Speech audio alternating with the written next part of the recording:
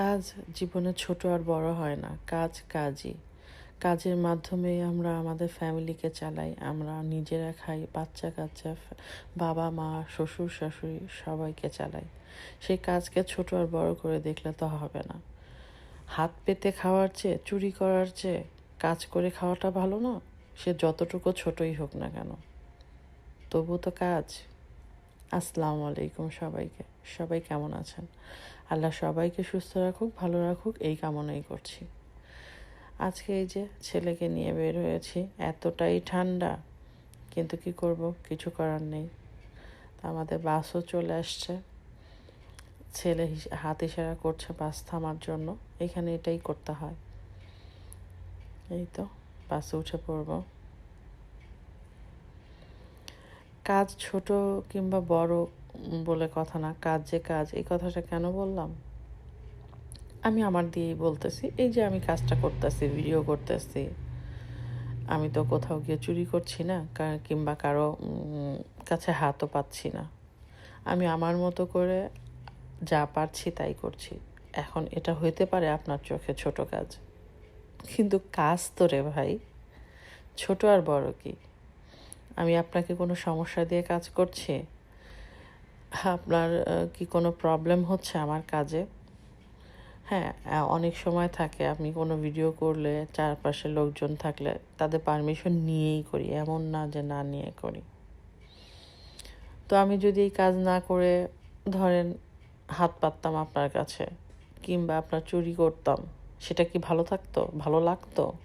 এর চেয়ে ভালো না যে যে কাজ করতেছে তাকে সে কাজ করতে দেয়া। সে তো তার কাজ করতেছে, আপনাকে তো ডিস্টার্ব করতেছে না। যাক, বলতে বলতে আমাদের বাসও ছেড়ে দিয়েছে। আজকে বাইরে প্রচণ্ড ঠান্ডা, এখনও রোদ ওঠেনি। আদৌ উঠবে কিনা জানি না, কারণ আগামী 2 দিন বৃষ্টি দেখাইছে, যার কারণে আজকে সকাল থেকেই শুরু হয়ে গেছে মেঘলা। কি আর করা, কিছু করার নাই, জীবনটাই এমনই চলবে। আর ইতালিতে যারা আছি আমরা, তারা মেনলি এই বৃষ্টি আর ঠান্ডা এটা তো অভ্যাস হয়ে যায়। যে যেখানে থাকে সে তার সেখানকার অভ্যাস হয়ে যায়।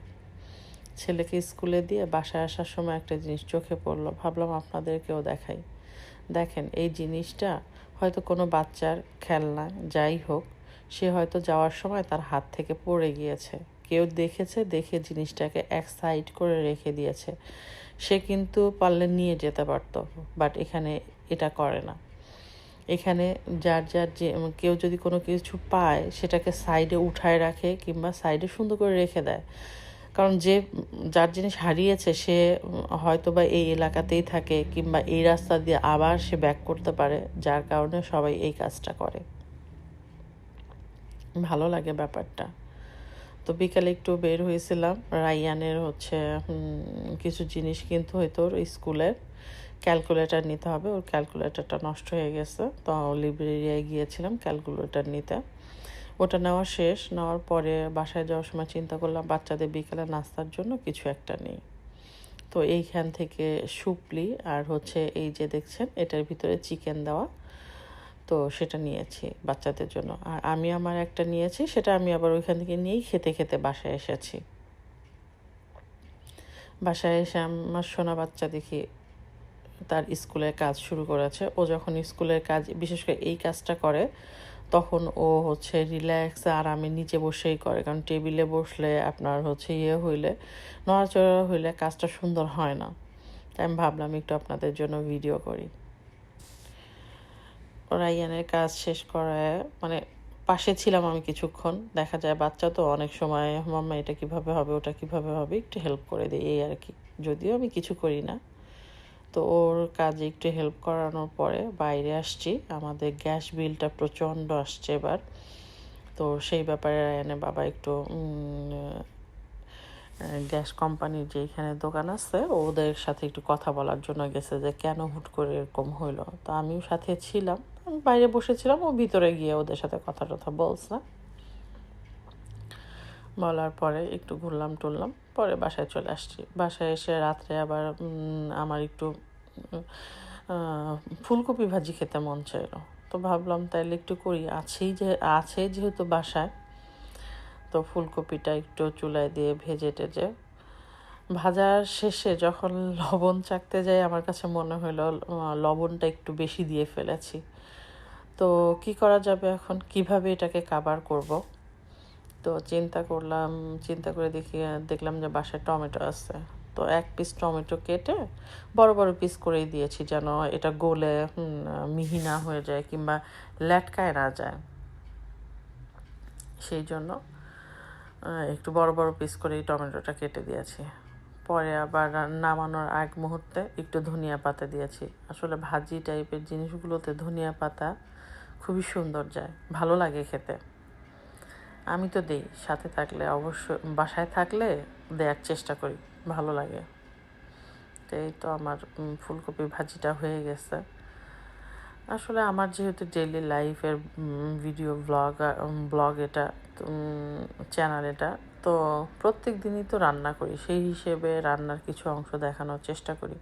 আর প্রত্যেক দিন দেখানোর কি আছে ভাই, কিছুই নেই তো জীবনে। মানে সারাদিন ধরে যা করি সেটাই চেষ্টা করি কিছু না কিছু দেখানোর। এতে কারো ভালো লাগবে, আর না লাগলে তো ভাই কিছু করার নেই। প্রত্যেক দিনই তো আর আমি বেড়াতে যাই না, আর প্রত্যেক দিনই তো আমি শপিং মল, খেতে যাওয়া এগুলো করি না। তো আমার ডেলি লাইফে যা হয় তাই দেখানোর চেষ্টা করি। এই যে দেখেন, হাঁড়ি পাতিল সব কিছু ছাড়ানো ছিটানো, এটাই জীবন ভাই। আমি হ্যাঁ, কেউই পারফেক্ট না, আর কেউ কোনো কিছুই গোছানো একেবারে থাকে না, নিজেকেই কাজ করে সব কিছু গোছাইতে হয়। এই যে হাঁড়ি পাতিলগুলো ছাড়ানো ছিটানো আছে, এখন রান্না শেষ হবে, এগুলো গোছাবো। এগুলো গুছিয়ে যার যার জায়গা মতো থাকবে, পরিষ্কার পরিচ্ছন্ন দরকার হইলে সেগুলো করব। হ্যাঁ, এখন এটা তো আর ঠাস করে নিজেই হয়ে যাবে না, অটোমেটিক্যালি তো হয়ে যাবে না, আমার নিজেকেই করতে হবে। আপনি কাজ করবেন পরিষ্কার পরিচ্ছন্ন, আপনি নোংরা করবেন পরিষ্কার পরিচ্ছন্ন, তো ভাই আপনাকেই করতে হবে। তো আমার ফুলকপি ভাজিটা হয়ে গেছে। এখন এটাকে একটু কড়াই থেকে একেবারে নামাই নিব, কারণ কড়াই ধরে ইয়েতে নিব না, টেবিলে নিব না। আমাদের টেবিলটা আসলে এত বড় স্পেসও নাই। আর তার চেয়ে বড় কথা, কড়াই শুদ্ধা সবসময় নিলে, মানে কড়াই শুদ্ধা নিয়ে খাইতে বসলে ভালো লাগে না। যতটুকুই হোক, যেমনই হোক, একটু বেড়ে সুন্দর করে নিয়ে গেলে ভালো লাগে। খেতে বসলেও চারপাশে দেখতেও ভালো লাগে, আর আপনার জায়গাটাও কম হয়। হ্যাঁ, ঠিক আছে, অনেক সময় দেখা যায় তাড়াহুড়া, আপনি চাইলেও ইচ্ছা করলেও সব কিছু গুছায় করতে পারবেন না।